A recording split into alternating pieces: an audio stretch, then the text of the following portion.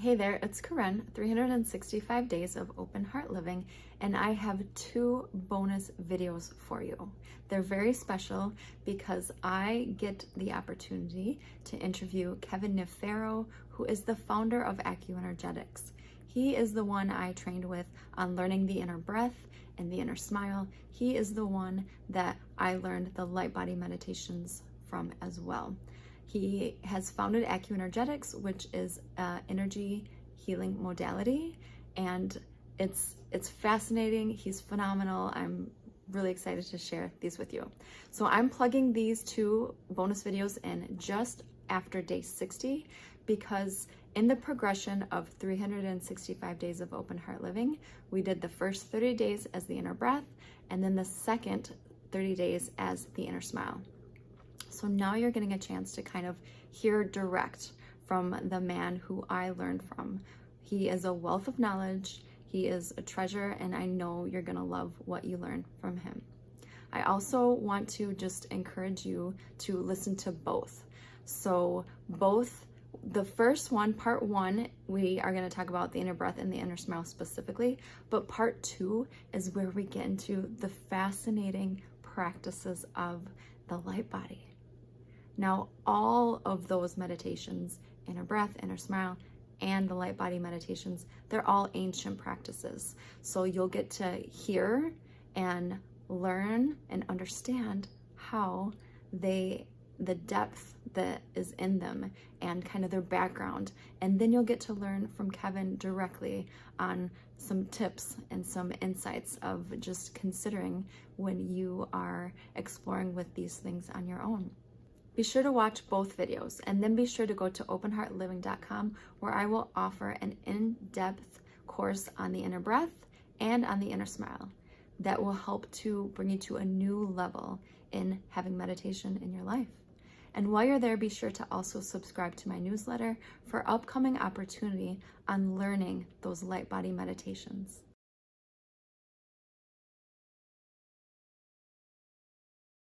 Hello there, I'm Korinn S. Hawkins. I am an author, a meditation instructor, and energy therapist. And I have with me today Kevin Niv Farrow, who is the founder of AcuEnergetics. I have had the privilege of studying with Kevin in AcuEnergetics, and I am very honored to bring him here in interview to introduce you to him. So Kevin, welcome. Thank you for being here. Pleasure. Yeah. And can you just start us off by telling us a little bit about yourself and what you do? I founded AcuEnergetics, which is basically AcuEnergetics is looking at the body as an energy electrical system, and it's looking at how to solve problems with the body from everything from anxiety, depression to hamstring injuries in athletes to organ problems by looking at getting flow through the electrical system, which is really the basis of the whole physical body. So, that's what we do. And I started mucking around with that 50 years ago when I was 19.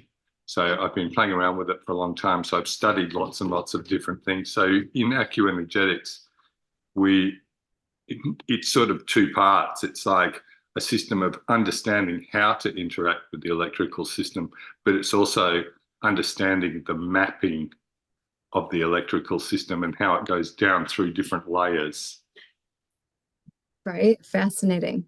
I love all this stuff. And I know there's so much that you could talk about with AcuEnergetics specifically. So I want to just point anybody who's watching this in the direction of checking out AcuEnergetics.com. I'll provide a link in the description and ways that they can follow you to learn more because it has been life-changing in my life and the other people that I know that have it in their life. And it's definitely worth looking into deeper. But today our topic is on meditation specifically. And I know that meditation is really kind of a cornerstone of AcuEnergetics. So I'm curious to ask, where did that journey start for you? Where did you begin your journey with meditation? Sort of about the same time that I started looking at the electrical system of the body. because when I started to research it, and what I wanted to do was sort of read stuff that was relevant and practical. You know, the philosophy doesn't really interest me at all. I'm really interested in things that are practical.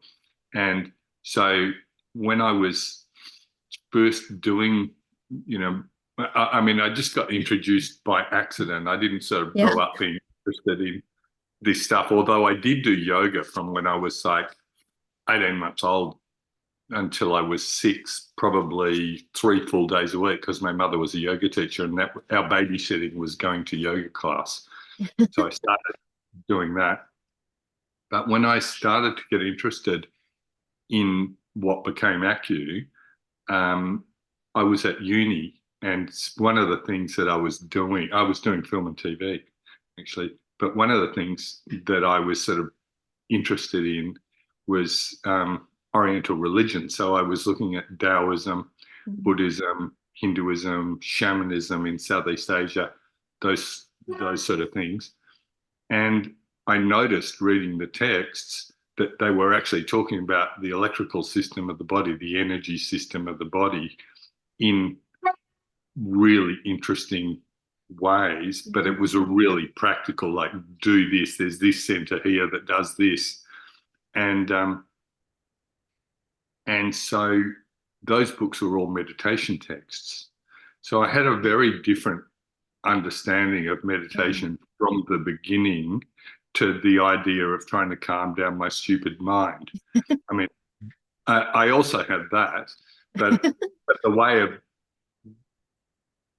and I had a very interesting practical example of how effective it was, because when I was allergic to everything under the sun as a kid, and so I was I wasn't hospitalized allergic to everything under the sun, but I used to walk around with like 6 handkerchiefs in my pocket at school all the time, and I'd just be blowing my nose. I'd be allergic, you know, the wind had come and I'd be blowing my nose, and there'd be some pollen. I'd blow my nose. I'd drink some milk. I'd eat some bread.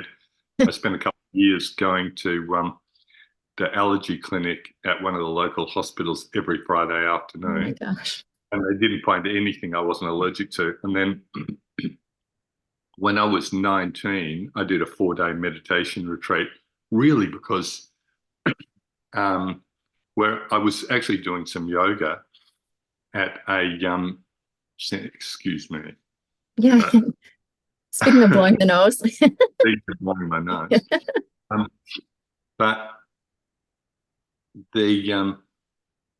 I was doing some yoga, and it was at the Shivananda ashram in Beaconsfield, which is in Western Australia.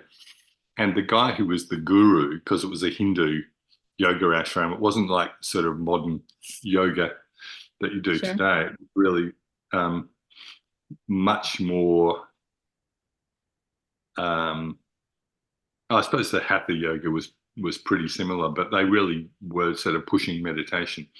And so the guru, who was a guy called Venkatesananda, was coming over to run a 4-day retreat. So me and my girlfriend went and did this 4-day retreat. And the interesting thing that happened was that after the 4 days, 70% of my allergies went. That's insane. It was nuts. Because I was rashes when I had a shower or if I went for a swim, and they'd last for sort of, 20 minutes or something like that. And it all stopped completely. And then a whole lot of foods I just didn't react to. And I wasn't good at it at all. I was as hopeless as everybody else, but just like sitting and doing, basically not stressing. I wouldn't say I was still at all, but I wasn't as stressed as I normally was. And that meant that my reactivity came right down. And I went, oh, that's really, really interesting. Nice. And so, because I was already interested in the sort of the electrical system and how it affected health and stuff like that. And so it dawned on me that like those two things really went together, meditation and the whole energy system. So I really started studying different meditation things. So I've done a lot of meditations, and I've studied a lot of meditations, which includes sort of ancient Kabbalah meditations, Buddhist meditations, Taoist meditations. And I haven't just read it philosophically. Like there's heaps of people who read things philosophically, but I practiced the ability to start to open energetic centers and to play. I mean, there's an interesting thing we talk about. The spirit, and the spirit is what, when you do this exercise in Acu, when you move your attention from one hand to the other and you can feel that movement, that's what they're talking about when they're talking about spirit. Yeah, I get it. I get it. So so I could play with spirit energy, what you want to call it. And so because of that, I was understanding a lot of the text, not from a philosophical point of view. I'd go, that's really interesting. I think that means this. And then I'd try it. So I started to get a good understanding. And, along the way, I did Taoist Qigong, Buddhist Qigong, Tai Chi. I've done, pranic healing and, pretty well everything going. I did, Reiki, Mahakari, zillions and zillions of different things. That's on the way through to sort of understanding more and more about the whole. Yeah. Incredible journey of adding something on top of something else and just it all coming together into what you have created with AcuEnergetics. And it sounds like you had the personal experience that really kind of gave you a taste for wanting more, but also that kind of the engineering, like the engineering mind of like, how does this work? How does this function? How, getting that information. With AcuEnergetics, I know the two kind of, I'll call them the foundation practices are the inner breath and the inner smile. How did you pick those as the foundation practices? Well, basically, because I tried to sort of develop my meditation practice and muck around with sort of all these different things. But what I realized was I wasn't still enough to do them well. And what do you mean by still, for those people that don't know what that means? Well, you're sitting there and you're thinking about this and you're doing that, and you're not just sort of sitting here in this immediate moment being still. And if you want to play with spirit, with energy, you need to be still, because you can't. When your mind's moving, it uses the same energy. So to actually play around with it, you need to be able to be still. Then you can start to play with it. So I knew I wasn't still enough. And so I actually did this interesting thing. This was a long time ago, but I'd heard about all these sort of, semi-famous meditation gurus and that. So I went and interviewed 40 of them. Oh, yeah. Yeah. I went sort of, I went and talked to this and this guy. And it was quite interesting because when I always had that sort of mind, my brothers were both very good musicians. And when I was about 18, guitar tuners came out in Australia. And all these guys who were great guitarists, and they were really good, they all reckoned they had perfect pitch. And so I went and bought one of these guitar tuners when it first came out, and I went to a few of these guys and I said, okay, we'll tune your guitar into what you think is perfect pitch, and then we'll see against the thing. None of them had perfect pitch. They could tune it exactly to the other strings, but they weren't, unless they did it to a keyboard, they couldn't do it in perfect pitch. And so I had the same sort of idea with meditation, because I'd studied Hinduism and Buddhism and Taoism and stuff like that, and I knew the texts. So and my mother had done comparative religions for a while, so I sort of grew up, arguing theology. which is why I knew that philosophy was a waste of time. So I went and I talked to a bunch of people about their meditation practices and what actually happened when they meditated. And the whole lot of them, basically, a couple of them said once in a blue moon, they had this, which is like a couple of times a year, they had this amazing experience of stillness, but the rest of the time they were just struggling. So none of them, some of them just laughed and said they had no idea why people thought that they were good meditation teachers. They didn't have the faintest idea. I actually talked to the woman who was in charge of the meditation university at the Osho ashram, who didn't have the faintest idea of meditation and thought that her being appointed as the head of the meditation was some sort of cosmic joke. So, so I went, okay, so none of these people have the faintest idea about this. So then I went back to basics, and I knew that in Buddhism, 2,500 years ago, people started to do this practice of breathing meditations. And so what they did was they sat and you breathe in, out, count 1, breathe in, breathe out, count 2, and you count up to 10.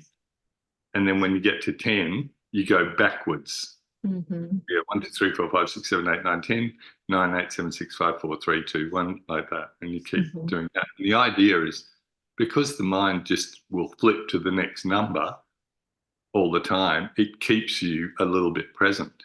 So I thought, oh, I'll try that. So the first time I did that, I got to 154 before I realized.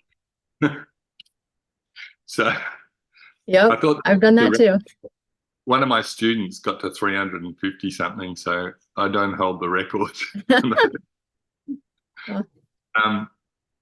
So I went, okay, so really, so I did that practice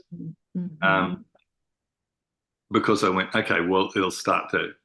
So I did that every day for a few months, and then I started to be able to do it. And when you can do it, even, if you can do that for 10, 15 minutes and not, end up with 154 or 70, then you drop the counting and you just feel the breathing. And so, I mean, that's really the reason that I got into the breath, and the inner smile just happened naturally to me. I didn't know about it. I was a girlfriend of mine had a daughter who I was really I'm still friends with her, and she's 47, something like that now. So it was a long time ago, but she was great kid, and I just loved her.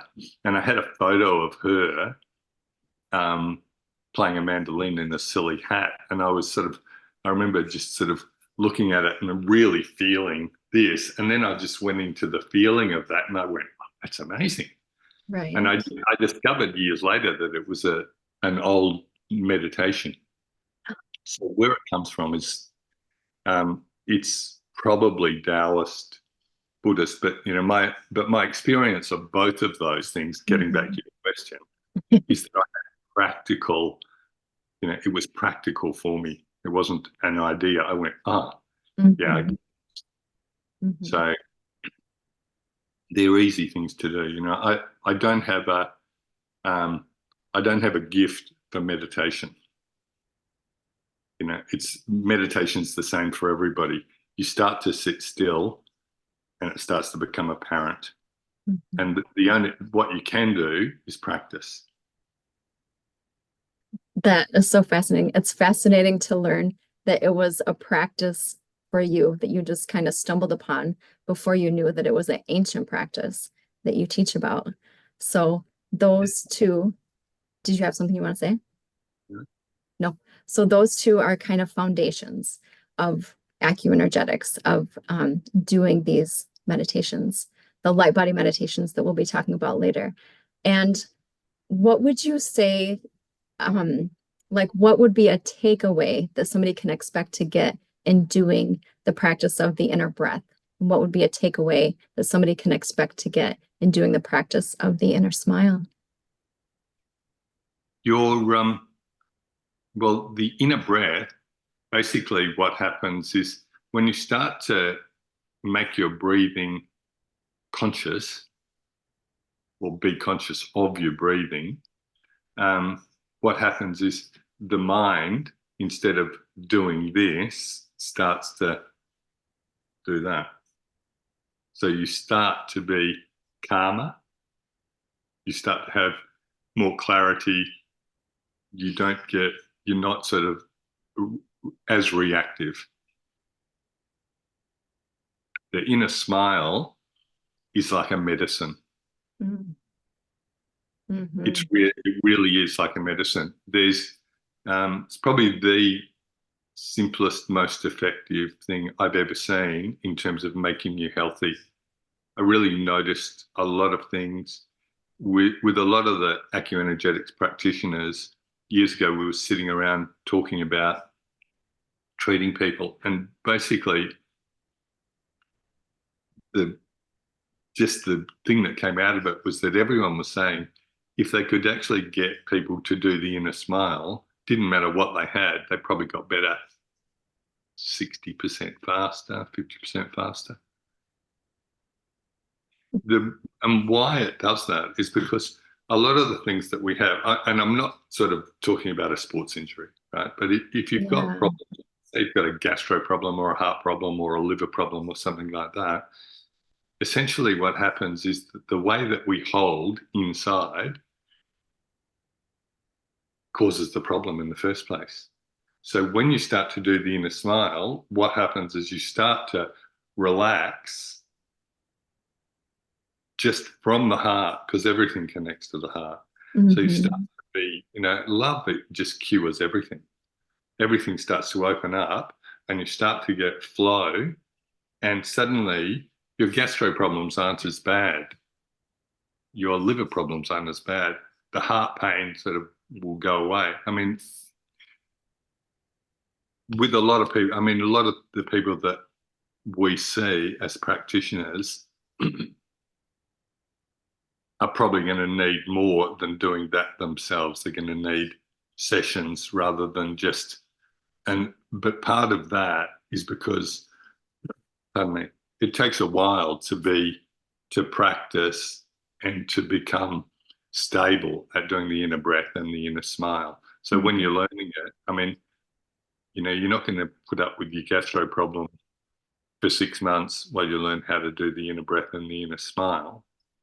It's easier to get somebody to sort it out quick, because then it's much easier to learn to sit, to meditate when you're not in pain. Mm-hmm. I want to share with you. So when, gosh, it's been over 10 years, I think, since I've been training or a part of AcuEnergetics. And when I first started my personal practice of meditation, the inner smile, it was like kind of a formal practice. Like I'd sit down, I'd set my timer, I'd listen to your recording, and I would do it. And then I would be done and I'd go off in my day. And I would see things that would like be shifting in me, and just that awareness of like, oh, like that's the inner smile working in me. But I really feel like my practice has graduated from it being formal into it being a way of life. And that was something that was kind of happening before Corey passed away. But after he passed away, my husband, Corey, it became like a necessity. Like I was so shut down, Kevin. I know I was training, I was testing out with you at that time when he passed for the spirit level meditation teacher training. And I just the devastation, the heartache, like everything, the physical pain in my chest, like everything. Like I used meditation as kind of like a self-soothing something to like give back to me. But through the years, I have started to use it as just like a life practice. Like I'll drop my attention and my heart, like driving to work, or if I'm dealing with my kids in a hot moment, or, different things like that. And it shifts everything. And I feel like a big change for me in dealing with the grief and in needing something to help myself in that journey was letting it be something that I came to over and over and over again, to open my heart up over and over again, to see that my heart's closed down, to recognize it, to open it up. And from that inspiration actually came, I have a Facebook page now and this YouTube channel, Open Heart Living, which the focus there is really on like living your heart, not just living your life, because there's so much benefit and goodness that can come, as you talked about, from having an open heart. So I want you to talk a little bit more about some of those heart changes that happen, like some of the virtues of the heart and doing the inner smile. Okay. Just sort of, your journey's been really remarkable. Oh. Because like a lot of people experience tragedy, but to actually, you really sort of took responsibility for how you were and you did something about it. It's fabulous, and the best thing that anybody can do about it is to learn to open their heart, and especially in informal situations. I mean, it's Hakuin, who was one of the sort of famous Buddhist Zen masters, said, 1 moment meditation in everyday life is worth 1 billion moments of formal sitting. Mm. And it's like when you recognize that you're walking around and you're closed and you can't stand this person and the shop assistant gave you the wrong change and now you're pissed off and that, or you didn't like who won the election, or you didn't go for the Kansas City Chiefs, and so the Super Bowl was sort of, whatever it is that pisses you off, when you notice that you're just holding that and you're more interested in how you are than in what's going on, then you start to open up. And when you start to open up your heart, everything starts to open up. The world changes. There's a line that says, don't try and change the world, you'll fail. Change yourself and the world's changed. It's an old line. And it's true, like you see the world differently when you see the world from your heart rather than seeing the world from your head. Because you see the world from your head all the time, and what you do is you judge this is good, this is bad, this is good, this is bad, and we logic job the world. And so we have all these opinions, and we sit down and our life becomes like a football game. And I mean that in this sense. When you, and not all of you are going to be sports people, but you understand barracking. So, you barrack for America, at the Olympic Games, or you barrack for Mexico, or you barrack for Australia, you barrack for where you come from, or you barrack for the Kansas City Chiefs, or you barrack for the Lakers, or you barrack for the Vikings, or whoever you barrack for in sport, and they're your team. The reason that we find it so easy to do that is because that's what we do with all our opinions. We barrack for being Catholic, or we barrack for being Buddhist, or we barrack for being Episcopalian, or we barrack for, Reiki, or we barrack for whatever we like. But we pick things and we grab onto them, and it stops us from being open. Mm-hmm. And so when you go to your heart, instead of going to your head, what happens is that all melts away. And then suddenly you're looking from here at the world, and it's just this wonderful, amazing experience that you happen to be living. Right. Yeah. And I would definitely say it's not constant. Like you can't stay as a human being. I can't stay there, but dropping in strategically or just because it feels good, it's definitely helped my healing journey.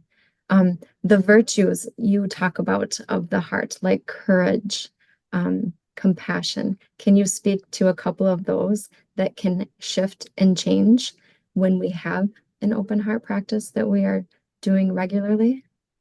Sure. Well,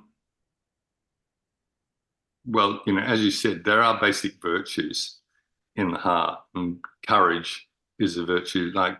And so, I mean, I won't go into the whole thing, but part of the training that we do in Acu is going in and looking at like false premises that you do from your head. So it's like, one thing is sympathy. Sympathy is not compassion. Compassion is when you look at something and your heart's open and expanding. Sympathy is where you're going, oh, you poor thing, and it's contractive. So when you're actually in your heart, everything starts to be expansive. So instead of bravery and going, okay, I'm going to go and do that, which is from your head, you have courage. Instead of sympathy, you have compassion.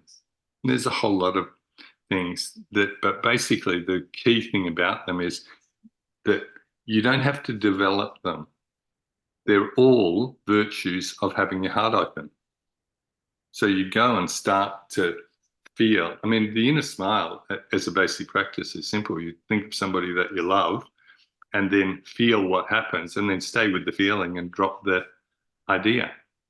And so when you stay with the feeling of love, which is different from the idea that you love someone, because you love someone, great, but it's actually the feeling of love generally. When your heart's really open, it's not as individual. Like when you go, okay, I really love this person, but I can't stand that person, that's your head.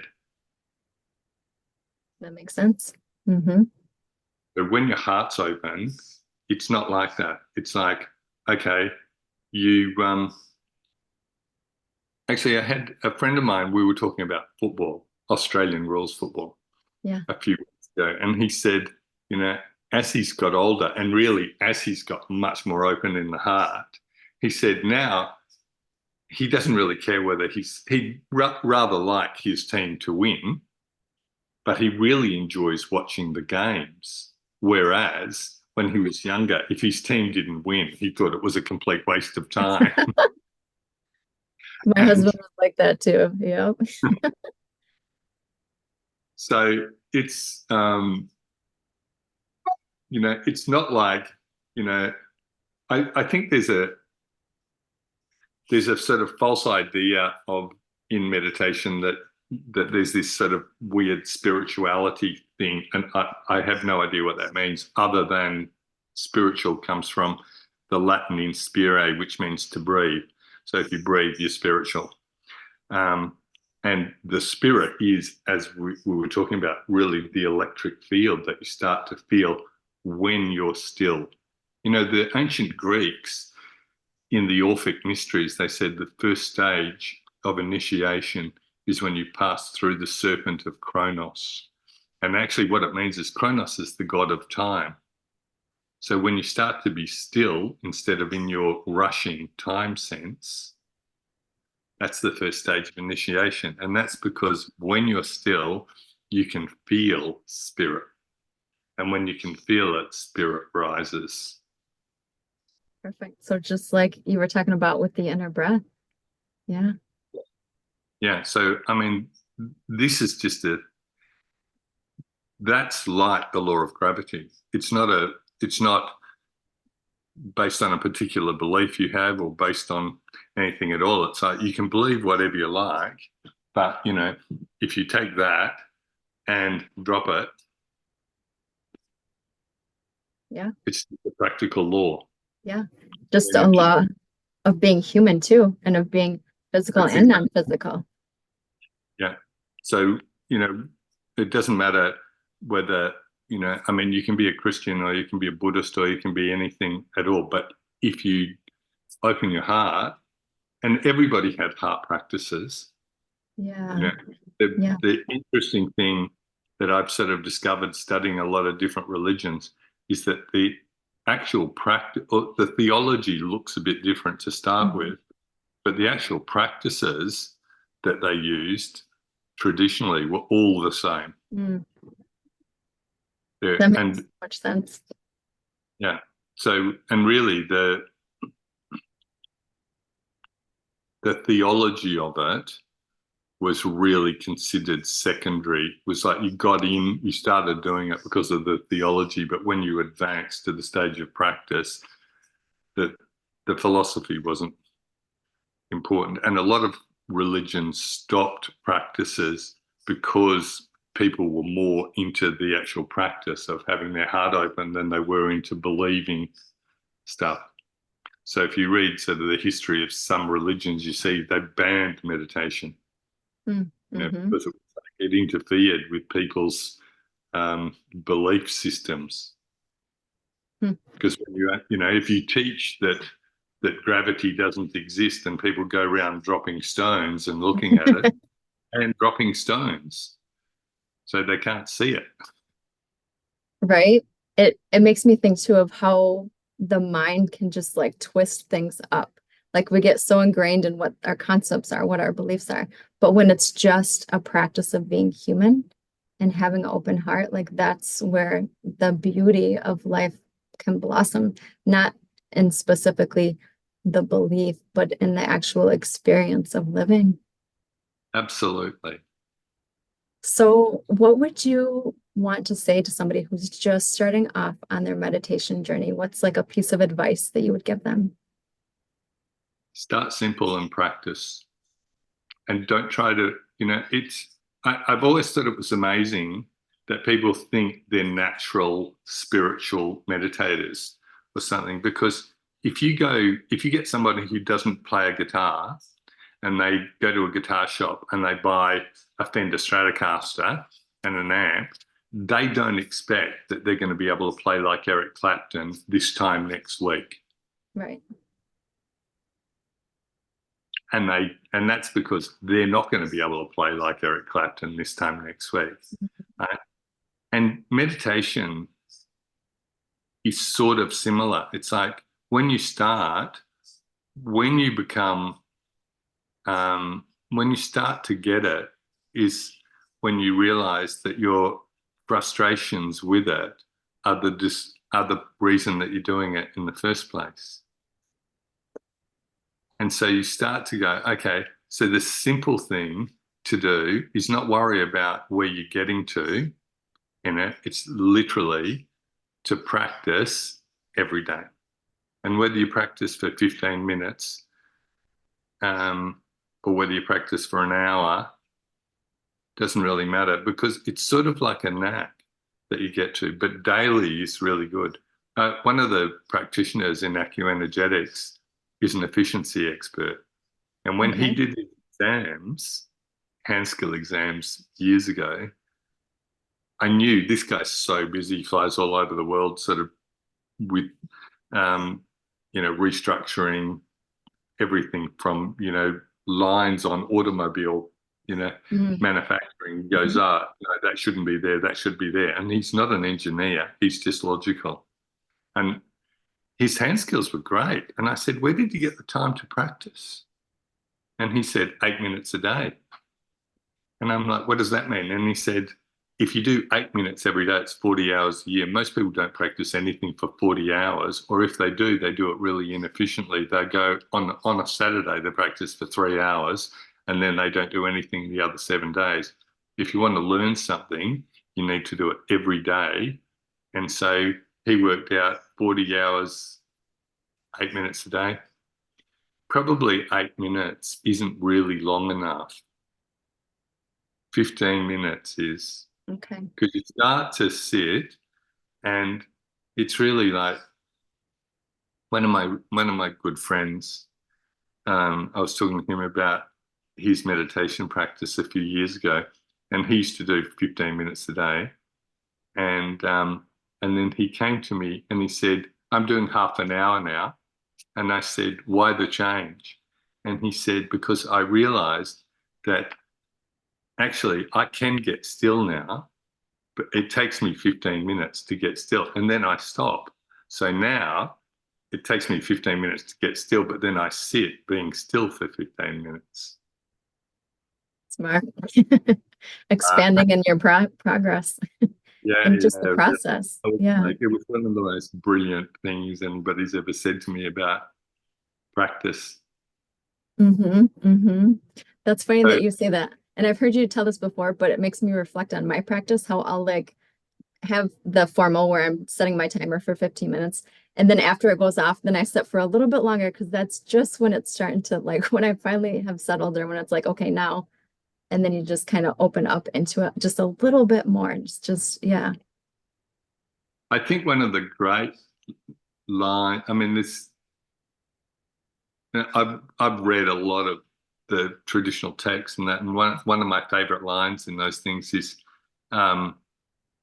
formal sitting, informal mind. Mm, You know, and because mhm, when you start, the big trouble is that you're sitting, you're sort of like, okay, I'm going to do this, and you become rigid in your mind. mhm. You know, I mean, the sort of logic is if you want to, if you want your mind to just be open rather than closed and focused, does it matter what sort of mind you have? No. Right. So the idea that you have a sort of the trouble with an induced spirituality, if you like. Okay, I'm going to sit here and I'm going to do, you know, this is that you've got that on top of the crazy mind that you've got anyway. So Right. you're off just sitting with your crazy mind and feel your breathing, and then it's much faster. Formal Yeah. practice, which means, and formal practice just means that you do it every day. Yeah. Yep. Informal mind. Lovely. Thank you for those tips for the beginners.